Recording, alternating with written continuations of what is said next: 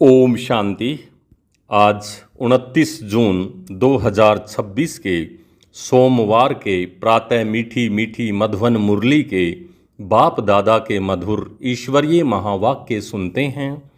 मीठे मीठे प्यारे प्यारे बाप दादा ने कहा, मीठे बच्चे, अपने को आत्मा समझ आत्मा से बातें करो तो फूल में खुशबू आती जाएगी, देह अभिमान की बदबू निकल जाएगी।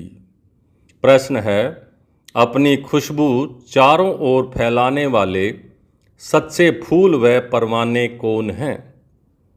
उत्तर है, सच्चे फूल वह जो अनेकों को आप समान खुशबूदार फूल बनाएं।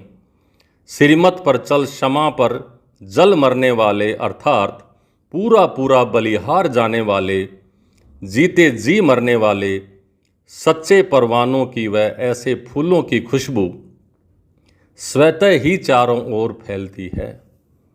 गीत चला, महफिल में जल उठी क्षमा परवाने के लिए, प्रीत बनी है जग में मिट जाने के लिए।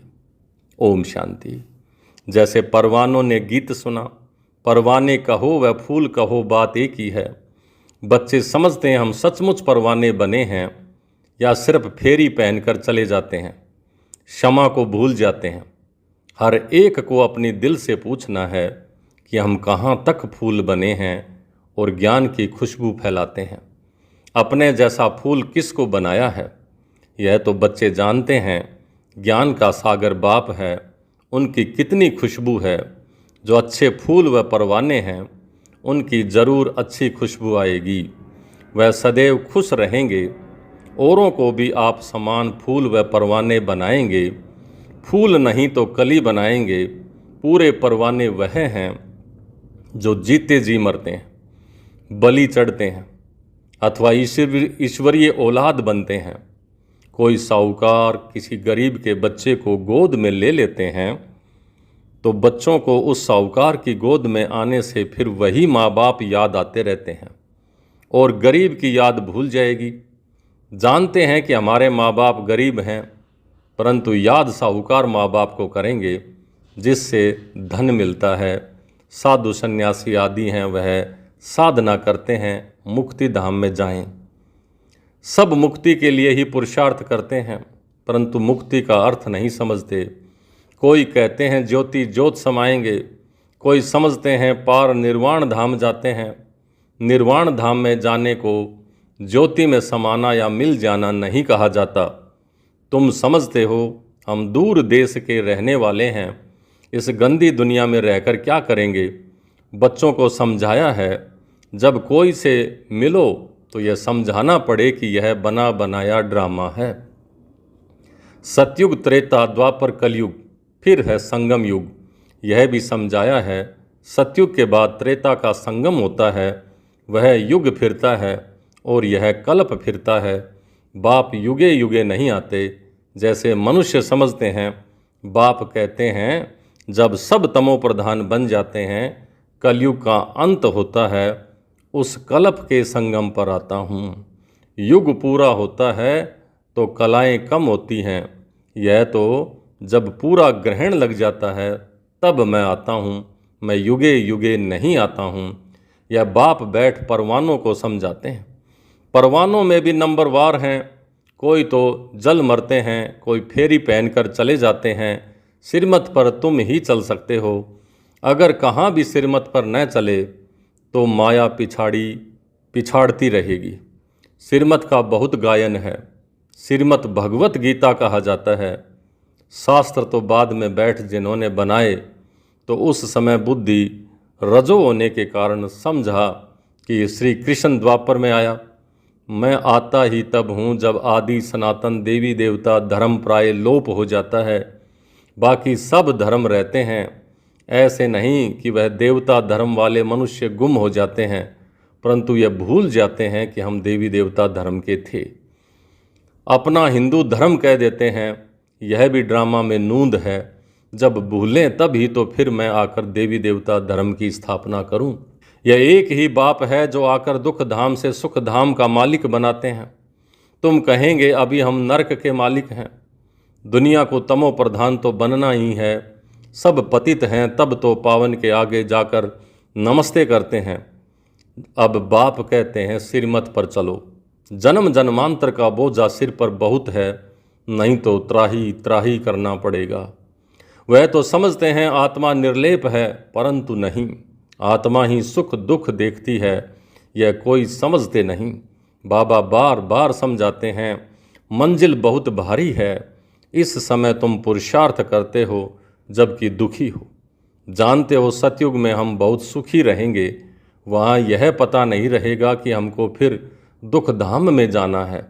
हम सुख में कैसे आए हैं, कितने जन्म लेंगे, कुछ भी नहीं जानते।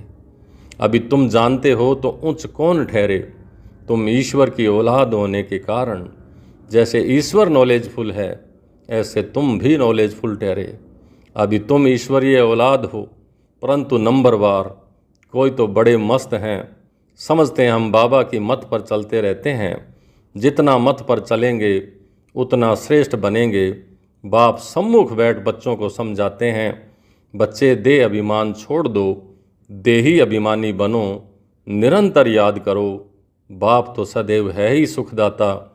ऐसे नहीं कि दुख भी बाप ही देते हैं, बाप कभी बच्चों को दुख नहीं देंगे। बच्चे अपनी उल्टी चलन से दुख पाते हैं, बाप दुख नहीं दे सकते। कहते हैं हे भगवान बच्चा दो तो कुल वृद्धि को पाएगा। बच्चे को बहुत प्यार करते हैं, बाकी दुख अपने कर्मों का ही पाते हैं। अब बाप तुम बच्चों को बहुत सुखी बनाते हैं, कहते हैं सिर मत पर चलो, आसुरी मत पर चलने से तुम दुख पाते हो। बच्चे बाप अथवा टीचर अथवा बड़ों की आज्ञा न मानने से दुखी होते हैं, दुखदाई खुद बनते हैं, माया के बन पड़ते हैं। ईश्वर की मत अब ही तुमको मिलती है, ईश्वरीय मत की रिजल्ट 21 जन्म चलती है, फिर आधा कल्प माया की मत पर चलते हैं। ईश्वर एक ही बार आकर मत देते हैं, माया तो आधा कल्प से मत देती ही रहती है। बाप एक ही बार मत देते हैं, माया की मत पर चलने से तुम 100% दुर्भाग्यशाली बन पड़ते हो। जो अच्छे अच्छे फूल हैं वह उसी खुशी में सदैव मस्त रहेंगे, नंबरवार है ना। परवाने कोई तो बाप के बन सिरमत पर चल पड़ते हैं, गरीब ही अपना पोता मेल लिखते हैं। साहूकारों को डर लगता है कि यहाँ हमारे पैसे ना ले लें में, साहूकारों के लिए बड़ा मुश्किल है। बाप कहते हैं मैं गरीब निवाज हूँ, दान भी हमेशा गरीबों को ही दिया जाता है। सुदामा की बात है ना, चावल चपटी लेकर उनको महल दे दिए। तुम हो गरीब, समझो कोई के पास 25-50 रुपये हैं, उसमें से 20-25 पैसे देता है, साहूकार 50,000 दे तो उसके इक्वल बराबर हो जाता है। इसलिए गरीब निवाज नाम गाया हुआ है। साहूकार लोग भी कहते हैं हमको फुर्सत नहीं मिलती क्योंकि पूरा निश्चय ही नहीं है। तुम हो गरीब, गरीबों को धन मिलने से खुशी होती है। बाबा ने समझाया है यहाँ के गरीब वहाँ साहूकार बन जाते हैं और यहाँ के साहूकार वहाँ गरीब हो जाते हैं। कई कहते हैं हम यज्ञ का ख्याल रखें या कुटुंब का ख्याल रखें। बाबा कहते हैं तुम अपने कुटुंब की बहुत अच्छी तरह संभाल करो। अच्छा है जो तुम इस समय गरीब हो, साहूकार होते तो बाप से पूरा वर्षा ले नहीं सकते। सन्यासी ऐसे नहीं कहेंगे, वह तो पैसे लेकर अपनी जागीर बनाते हैं, शिव बाबा थोड़े ही बनाएंगे। यह मकान आदि सब तुम बच्चों के लिए हैं, अपने लिए तुम बच्चों ने बनाए हैं, बाप को तो शरीर ही नहीं है। यह किसकी जागीर नहीं, यह तो टेम्परेरी हैं, क्योंकि अंत समय बच्चों को यहाँ आकर रहना है। हमारा यादगार भी यहाँ है, तो पिछाड़ी में यहाँ आकर विश्राम लेंगे, बाप के पास भागेंगे वह जो योग युक्त होंगे, उन्हों को मदद भी मिलेगी। बाप की बहुत मदद मिलती है। तुमको यहाँ बैठ विनाश देखना है। जैसे शुरू में बाबा ने तुम बच्चों को बहलाया है, फिर पिछाड़ी में भी बहलाने शुरू करेंगे, बहुत प्यार करेंगे। जैसे बैकुंठ में बैठे हैं, बहुत नज़दीक होते जाएंगे। यह तो समझते हैं कि हम यात्रा पर हैं, थोड़े समय के बाद विनाश होगा। तुम बहुत खुश हो जाएंगे, बस हम जाकर के प्रिंस बनेंगे। किस्म किस्म के फूल हैं, हर एक बच्चे को समझना चाहिए मैं कितनी ज्ञान की खुशबू दे रहा हूँ, किसको ज्ञान और योग की शिक्षा देता हूँ। जो करते हैं वह अंदर प्रफुल्लित रहते हैं। बाबा जान जाते हैं कि यह किस अवस्था में रहते हैं। इनकी अवस्था कहाँ तक गलैप करेगी। गलैप उनकी करेगी जो परवाना बन चुका होगा। बाप समझाते हैं माया के तूफान तो बहुत आएंगे, उनसे अपने को बचाना है। अभी यह राजयोग परमपिता परमात्मा आकर सिखलाते हैं। परमात्मा आकर आत्माओं को समझाते हैं। आत्मा को ज्ञान है, मैं आत्मा अपने इस ब्रदर आत्मा को समझाती हूँ। जैसे परमात्मा बाप हम आत्मा बच्चों को समझाते हैं, हम भी आत्मा हैं। बाबा हमको सिखलाते हैं, हम फिर इन आत्माओं को समझाते हैं। परंतु यह आत्मापन का निश्चय न होने के कारण अपने को मनुष्य समझ मनुष्य को समझाने लगते हैं। मैं परम आत्मा, तुम आत्माओं से बात करता हूँ, तुम आत्मा को सुनाता हूँ। ऐसे तुम आत्म अभिमानी होकर किसी को सुनाएंगे तो वह तीर झट लगेगा। अगर खुद ही देही अभिमानी नहीं रह सकते तो धारणा करा नहीं सकते। यह बड़ी ऊंची मंजिल है। बुद्धि में यह रहना चाहिए कि हम इन ऑर्गन्स से सुनते हैं। बाप कहते हैं हम आत्मा रूपी बच्चों से बात करता हूँ। बाबा का फरमान है अशरीरी नंगे बिना अंगों के आए थे, दे अभिमान छोड़ो मेरे को याद करो। यह बुद्धि में आना चाहिए। हम आत्मा से बात करते हैं, शरीर से नहीं। बल फीमेल है, उनकी भी आत्मा से बात करते हैं। तुम बच्चे समझते हो हम बाबा के तो बन गए, परंतु नहीं, इसमें बड़ी सूक्ष्म बुद्धि चलती है। मैं आत्मा हूँ, मैं इनकी आत्मा को समझाता हूँ। ये हमारा भाई है, इनको रास्ता बताना है। आत्मा समझ रही है, ऐसे समझो तब आत्मा को तीर लगे। देह को देख कर सुनाते हो तो आत्मा सुनती नहीं है। पहले यह वार्निंग दो कि मैं आत्मा से बात करता हूँ। आत्मा को न तो मेल और ना फीमेल कहेंगे। आत्मा तो न्यारी है। मेल फीमेल शरीर से नाम पड़ता है। जैसे ब्रह्मा सरस्वती को मेल फीमेल कहेंगे, शिव बाबा को न मेल न फीमेल। वह तो बाप है आत्माओं का। आत्माओं को समझाते हैं। बड़ी मंजिल है, पॉइंट बड़ी कड़ी है।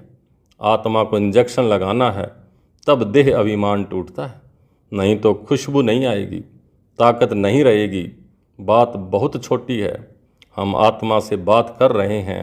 बाप कहते हैं तुमको वापस जाना है, इसलिए देही अभिमानी बनो। मन मना भवे, फिर ऐटोमेटिकली मध्याजी भवे आ जाता है। अभी बड़ी सूक्ष्म बुद्धि मिलती है। सवेरे में बैठ विचार सागर मंथन करना है। दिन में तो सर्विस करनी है, क्योंकि कर्म योगी हो। लिखा भी हुआ है नींद को जीतने वाले बनो, रात को जाग कर कमाई करो। दिन में तो माया का बड़ा बखेड़ा है। अमृत वेले वायुमंडल अच्छा है। बाबा को यह तो लिखते नहीं हैं कि फलाने टाइम पर उठकर विचार सागर मंथन करते हैं। बड़ी मेहनत है। विश्व के तुम मालिक बनते हो, यहाँ तो हद के मालिक हो। पानी की हद पर भी कितना झगड़ा रहता है। दुश्मनी लगी पड़ी है। आपस में एक दो को ब्रदर समझते नहीं, सिर्फ ऐसे ही कह देते हैं कि हम सब एक हैं।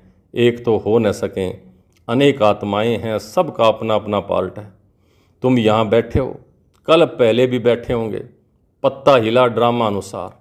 ऐसे नहीं पत्ते पत्ते को कोई परमात्मा हिलाते हैं। ऐसी ऐसी बातें समझकर फिर औरों को भी समझाओ। हर एक समझ सकते हैं कि हम परवाना बने हैं। हम बाबा की मत पर चलते रहते हैं, फालतू बात तो नहीं करते हैं। कहाँ अपना पैसा पाप की तरफ तो नहीं लगा रहे हैं। ये सब बातों को समझना है। अच्छा, मीठे मीठे सिक लिधे बच्चों प्रति माता पिता बाप दादा का याद प्यार और गुड मॉर्निंग। रूहानी बाप की रूहानी बच्चों को नमस्ते। हम रूहानी बच्चों की रूहानी बाप दादा को याद प्यार, गुड मॉर्निंग और नमस्ते। धारणा के लिए मुख्य सार। पहला, स्वयं को आत्मा समझ आत्मा से बात करनी है। देही अभिमानी बनकर सुनने सुनाने से धारणा अच्छी होगी। दूसरा, नींद को जीतने वाला बनना है। रात को जाग कर कमाई करनी है। विचार सागर मंथन करना है। किसी भी फालतू बातों में अपना समय नहीं गंवाना है। आज का वरदान, तपस्या द्वारा अपने विकर्मों व तमोगुणों के संस्कारों को भस्म करने वाले तपस्वी मूर्त भव। तपस्या द्वारा अपने विकर्मों व तमोगुण के संस्कारों को भस्म करने वाले तपस्वी मूर्त भव। जैसे अभी ईश्वरीय पालना का कर्तव्य चल रहा है, ऐसे लास्ट में तपस्या द्वारा अपने विकर्मों और हर आत्मा के तमोगुणी संस्कार व प्रकृति के तमोगुण को भस्म करने का कर्तव्य चलना है। इसके लिए सदा एक रस स्थिति के आसन पर स्थित हो अपने तपस्वी स्वरूप को प्रत्यक्ष करो। आपकी हर कर्मेंद्रिय से देह अभिमान का त्याग और आत्म अभिमानी बनने की तपस्या प्रत्यक्ष रूप में दिखाई दे। आज का स्लोगन, संस्कारों की टक्कर से बचने के लिए बालक और मालिकपन का बैलेंस रखो। संस्कारों की टक्कर से बचने के लिए बालक और मालिकपन का बैलेंस रखो। ये अव्यक्त इशारे सदा हर्षित रहने के लिए अपनी नेचर को सरल बनाओ, सहनशील बनो। बाप को भोलानाथ कहते हैं, लेकिन ऐसा भोला नहीं है जो सामना न कर सके। भोलानाथ के साथ साथ ऑलमाइटी अथॉरिटी भी है। आप भी अपने शक्ति स्वरूप को भूल सिर्फ भोले नहीं बनना, नहीं तो माया का गोला लग जाएगा। ऐसा शक्ति स्वरूप बनो जो माया सामना करने के पहले ही नमस्कार कर ले। बहुत सावधान, खबरदार, होशियार रहना है। अच्छा, ओम शांति।